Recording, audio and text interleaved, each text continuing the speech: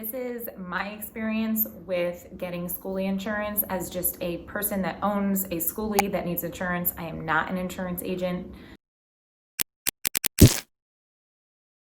According to my definition of insurance in my head and the Google definition, insurance is much more than just getting your Skoolie roadworthy or registered, or when you get pulled over, you have something to show that you're legal. It's really about, am I protecting the asset that we have? In case something happens, in the very small percent chance, would I be covered for a total loss or a total claim without any problem? I found 2 instances that insurance agents told me you absolutely can't be covered for. One instance is your bus upgrades during the conversion process. So yes, you can cover your bus. The value of your bus yourself during the conversion process, they said you can cover. But the upgrades you make to that bus during the conversion process, you can't cover. So I specifically asked the question to a seasoned agent that deals with Skoolies. I said, okay, so if your bus is a total loss 2 days before you're finished and you've put all this money into your bus, what happens? And she said, that's not covered.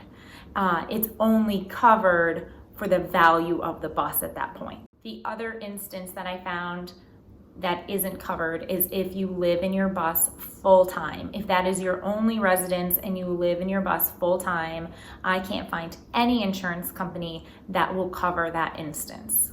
Based on my experience, these are my tips when you are looking for Skoolie insurance.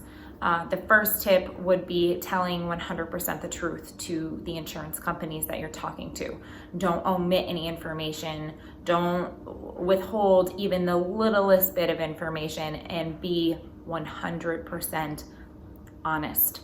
I have found when I was looking for advice on this, I had found some people saying, just don't say a lot, just omit this information to the insurance companies to get covered. And I really don't believe that lying would get you anywhere, especially with an insurance company. So if you lie to them and then you have a claim and they find out you lied, why would they cover you? So that's like insurance fraud. And I don't believe in lying. So my second tip, which I know this is easier said than done, but seriously, track every purchase that you make for your conversion. Keep every receipt, track every purchase, and either have an Excel spreadsheet or do it in QuickBooks, which that's what I do, but I'm familiar with QuickBooks. But any program, a Word document, anything, an envelope system, track everything that you purchase for the conversion. So if an insurance company asks you for that, you have that documentation easily available. And also it's good for you because you know exactly what you put into it and you're not kind of guessing. And those little things that you put into it add up. So making sure that you track every purchase is super important. The third thing is trying to get your bus title transferred to an RV title. And I know this is going to be different in every state, but I found after talking to insurance agents that having the RV title is important. And some insurance companies might have it in the fine print.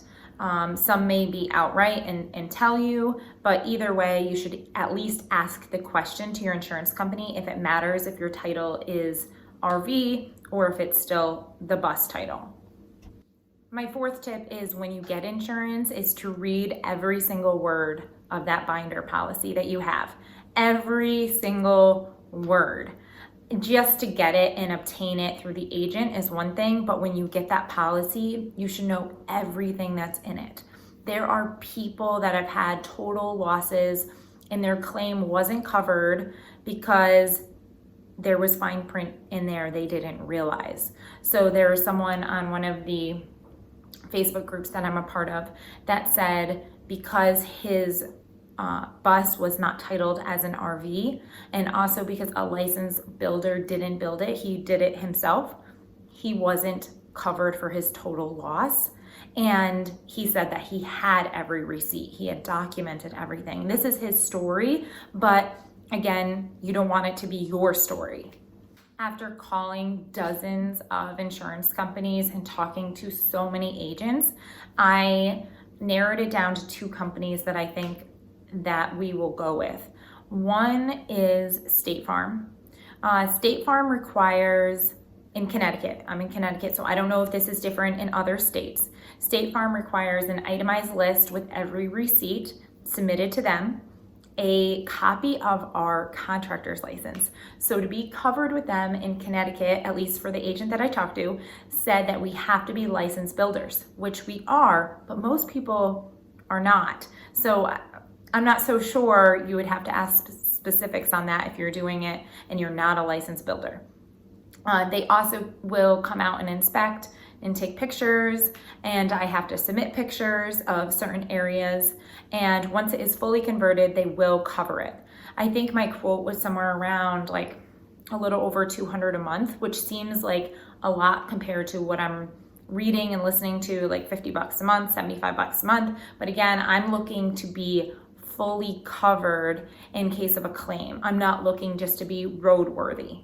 The other company we might go through is Allstate, and I talked to at least 4 different agents in the Allstate company, and I was kind of getting mixed messages. So once I kind of get to the bottom of those mixed messages, that is a company we might go with. And with them, you can also do stated value versus cash value. So the cash value of the bus is super low. Like, we bought it for $1,800, but we're putting so much more money into it. So you can state the value.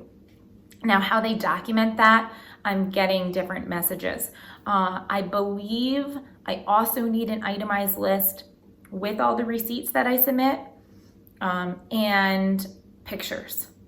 I have not heard that I need to submit our contractor's license for that one. I'm still trying to get to the bottom of those mixed messages that I have received, but I do feel that I want to submit the list of all the upgrades and the receipts and everything, because I really want to be sure that we're covered. So I'm okay with that. And I'm doing the list anyway, because I want to know what we put into it and I want the exact figures. So like I said, I'm okay with it. I'm just not sure which company we're going to end up going with once it is converted. Bottom line, in my opinion, of a person that owns a Skoolie, is do your research. Make sure that you're not just getting insurance to get insurance. Read the fine print. Figure out if you're really, really covered for a claim, what that would look like, and reading every single word of that policy. Also, just making sure that you're telling the truth and having the confidence that you're covered because you've told 100% the truth to the insurance company. Again, if you make a claim, they're looking for you possibly not following the rules. And so it's really important that you have followed the rules and you've been transparent and honest. And that will give you the confidence that you are actually covered in case of this tiny % chance that you need to make a claim. If you have any different experiences with Skoolie insurance, comment below. I would love to know, and I hope this video helps you with your Skoolie insurance.